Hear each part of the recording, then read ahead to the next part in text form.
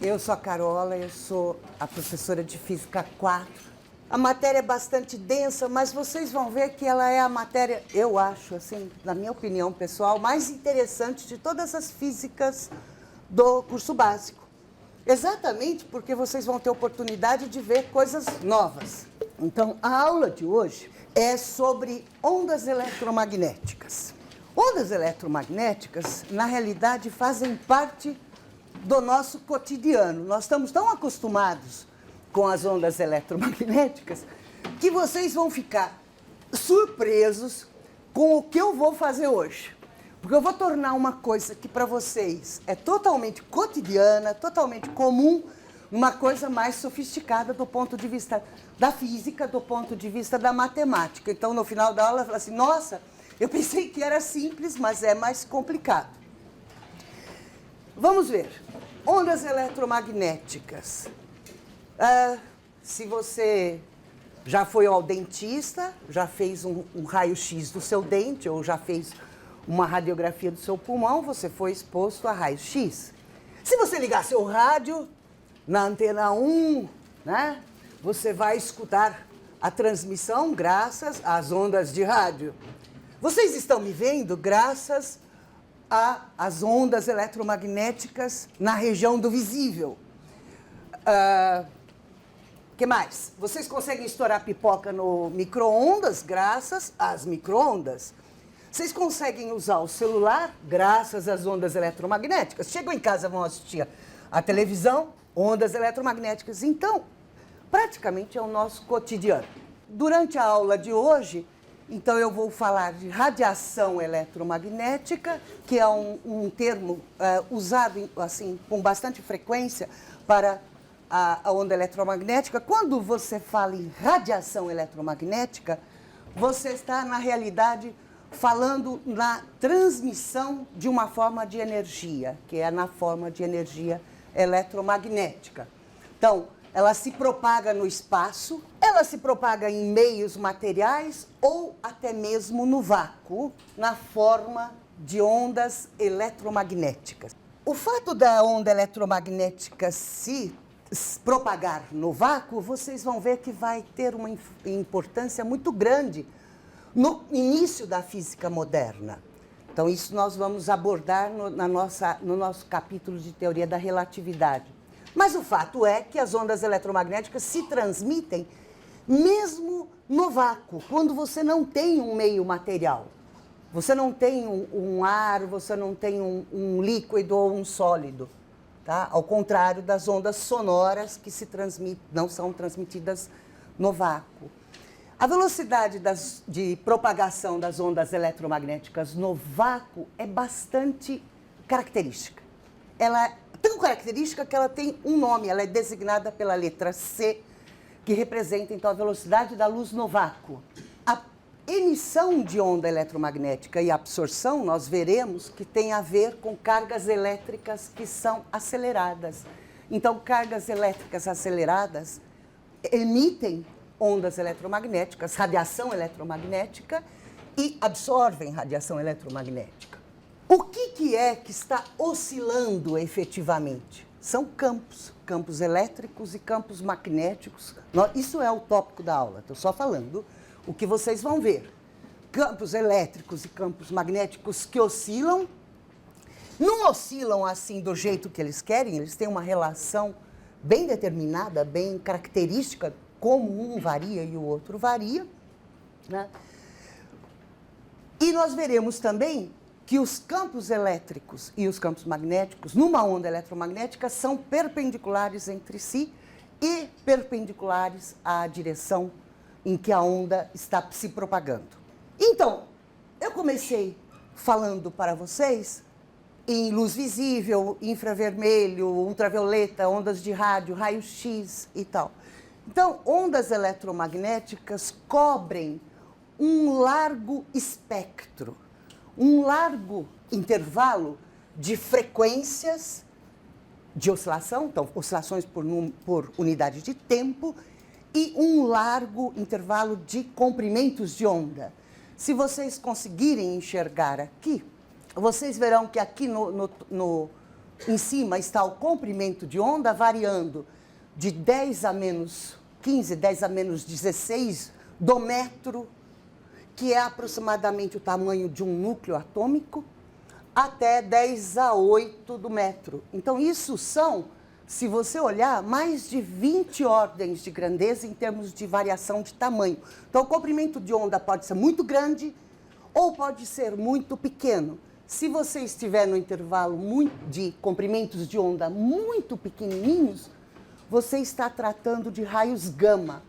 Se você estiver nos comprimentos de onda muito grandes, você está exatamente nas ondas longas.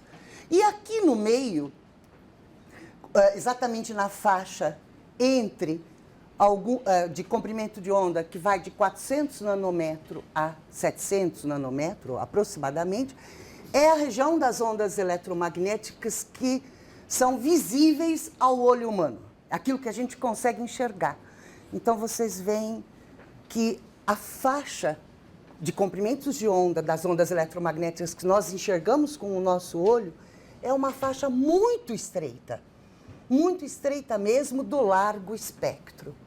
Quando as ondas eletromagnéticas foram descobertas, ainda no final do século XIX, então 1860, aproximadamente 62, aproximadamente não, exatamente 1862, né?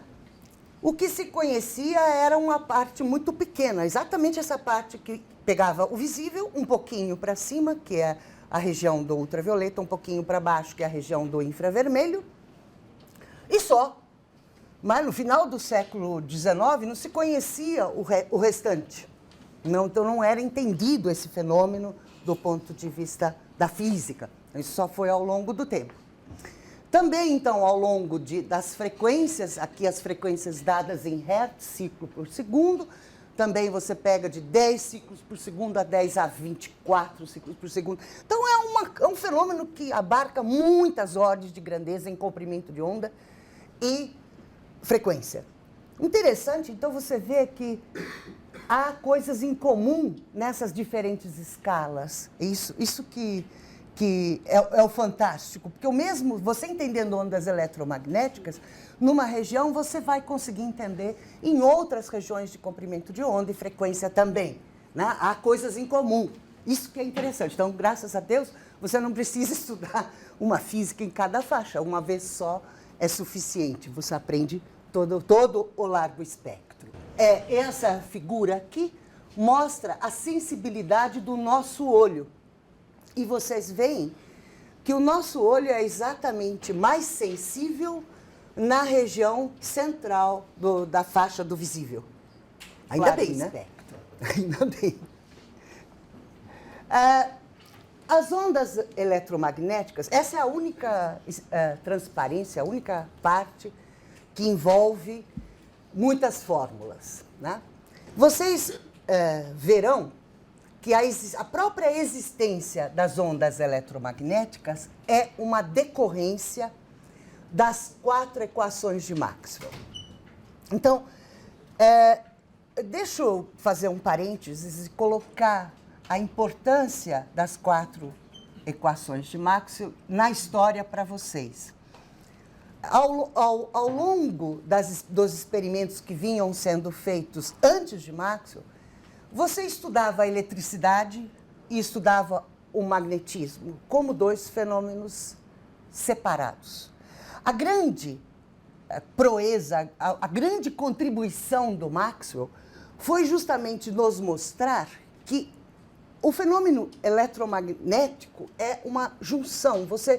Ao você estar estudando eletricidade e magnetismo, você está estudando um fenômeno maior, que é o eletromagnetismo.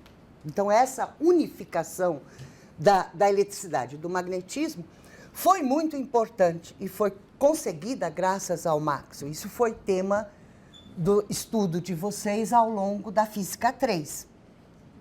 Agora, eu vou tentar convencer vocês que Maxwell fez mais do que isso.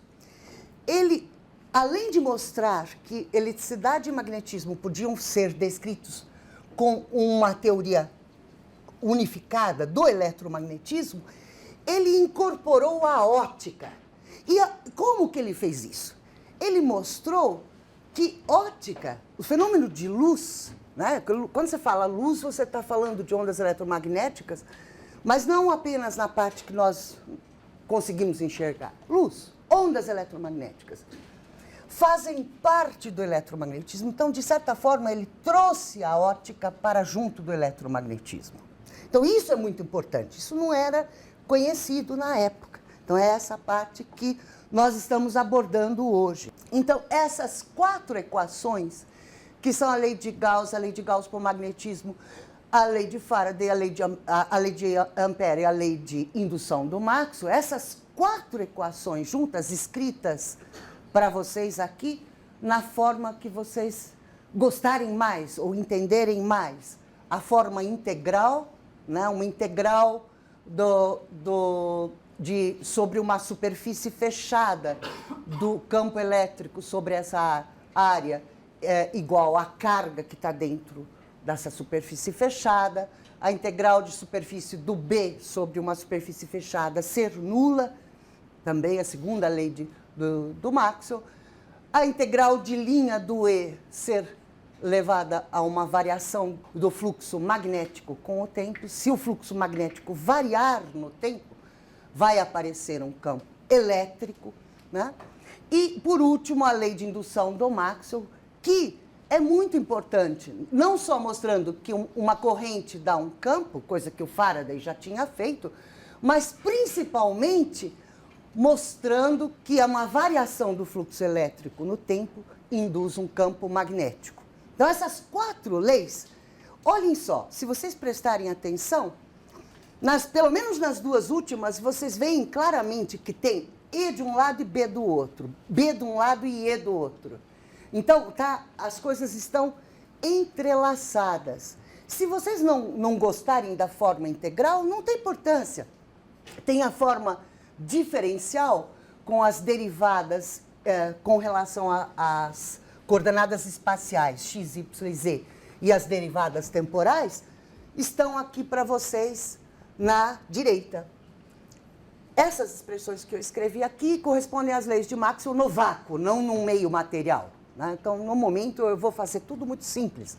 Vácuo. Esqueçamos que nós podemos ter as ondas no meio, numa água, ou no ar, ou num vidro, ou assim por diante. Então, o que eu queria, por que eu pus essas 4 equações aqui? Para lembrar vocês exatamente, né, do caso dessas últimas 2 equações, que mostram exatamente, veja, aqui está bem claro, esse rotacional do campo elétrico, o rotacional envolve derivadas com relação a x, derivadas com relação a y, derivadas com relação a z.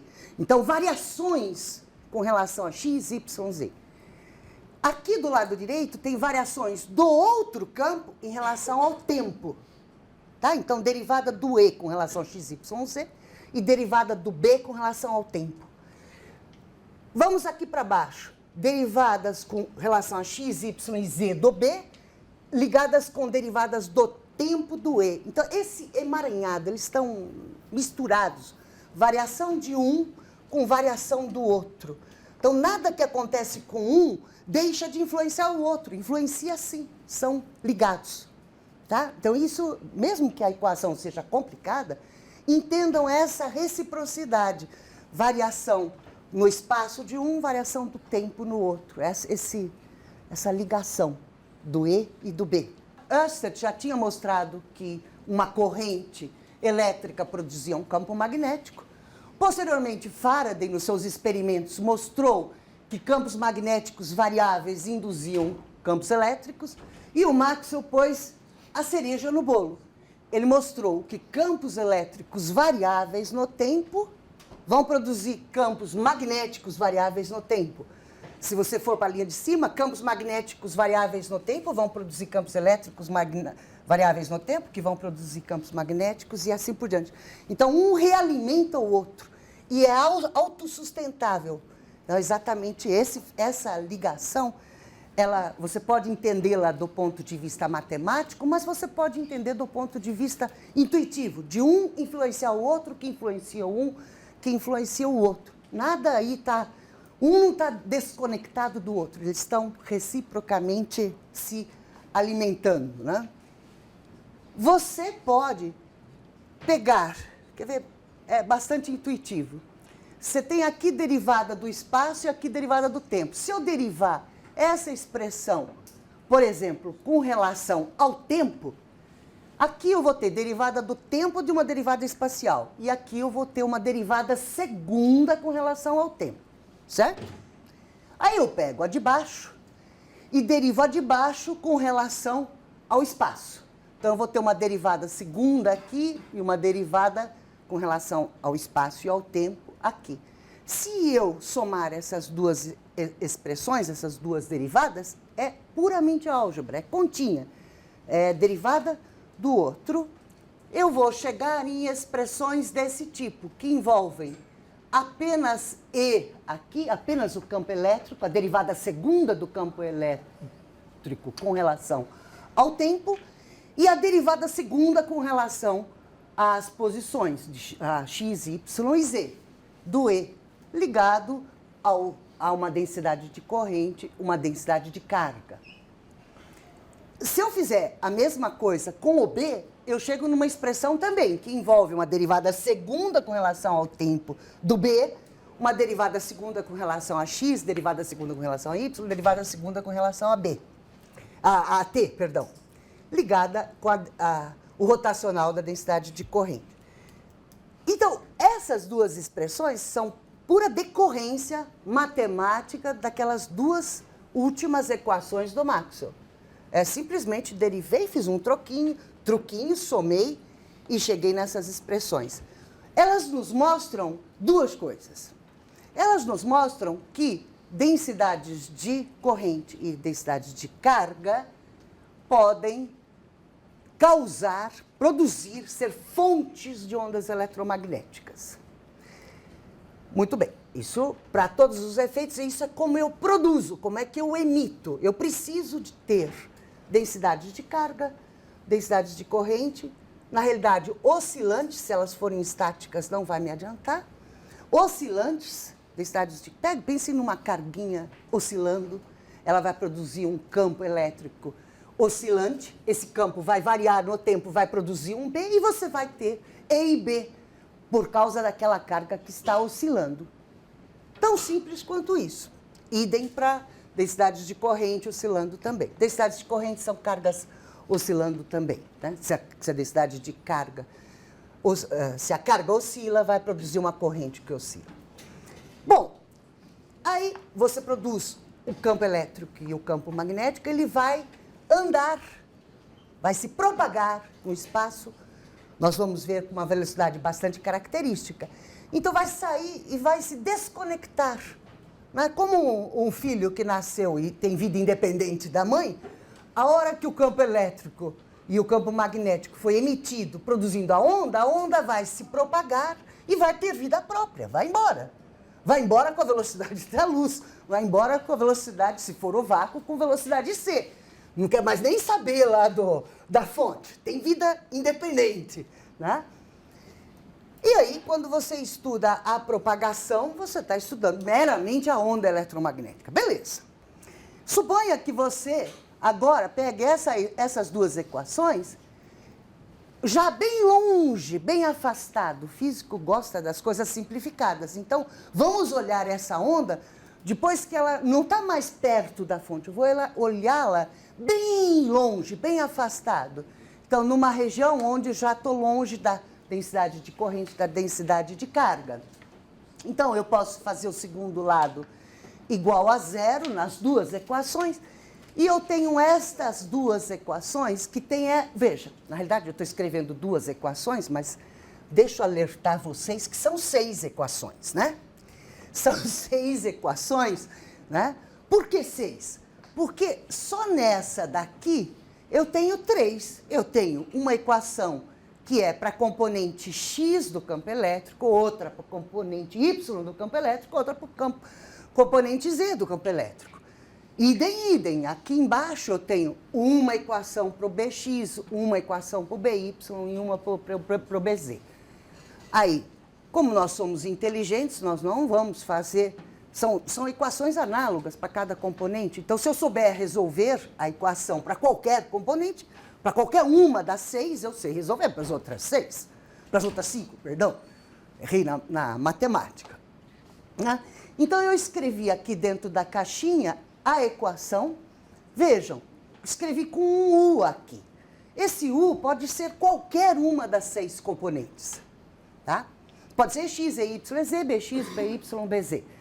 Isso é uma equação diferencial envolvendo derivadas segundas com relação ao tempo, derivadas segundas com relação a x, daquela função u, derivada segunda com relação a y, perdão, derivada segunda com relação a z. Esta equação tem um nome. Ela é uma equação que a gente chama equação de onda. Tá? A solução, vejam, esse u é uma função de x, de y, de z e de t. Veja. O que eu estou falando? Estou pegando um ponto no espaço. Então, esse ponto se caracteriza, tem suas coordenadas, que identificam o ponto. Tá? X, y, z. E tem alguma coisa nesse ponto que agora, nesse instante t, tem um determinado valor. Esse é o u daquela função, naquele ponto, naquele instante. Tá? Então, uma função de 4 variáveis. Exatamente por isso que a minha função, a minha derivada da função é uma derivada com relação, é uma derivada parcial com relação a x, com relação a y, com relação a z, com relação a t. Né? Porque é uma função de 4 variáveis. Não tem como eu escapar disso. Novamente, está aqui. Né? Eu escrevi a equação, deixa eu chamar a atenção agora para essa constante C2, que se você fizer a conta para passar daqui para cá, você verá que 1 sobre C2 nada mais é do que o inverso, 1 sobre C2 nada mais é do que μ0 ε0, ou seja, 1 sobre C2 é a velocidade de propagação da onda associada com o U. No caso, nós estamos falando de onda eletromagnética no vácuo. Está ligado, a velocidade de propagação dessa onda está ligada com a permissividade elétrica do vácuo e com a permeabilidade magnética do vácuo.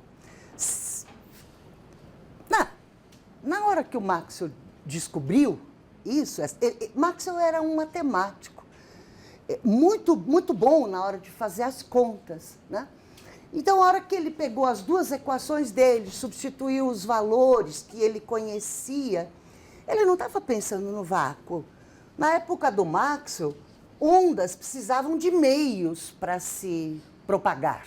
Na ideia, da cabeça dele, uma onda não podia existir uma onda sem que tivesse alguma coisa, algum meio para a onda se propagar. Né? Eu estou falando para vocês do vácuo, mas para o Maxwell, coitadinho.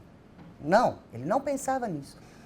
Então, ele colocou, na hora que ele fez as contas, deriva aqui, substitui ali, e chega na função, na equação de onda, e acha a velocidade de propagação da onda, ele colocou lá o que ele tinha, os valores experimentais que eram conhecidos do epsilon, da permeabilidade, do μ0 da permeabilidade magnética do vácuo e do ε0 da permissividade elétrica do vácuo. Aí ele substituiu a conta, que era simples, né?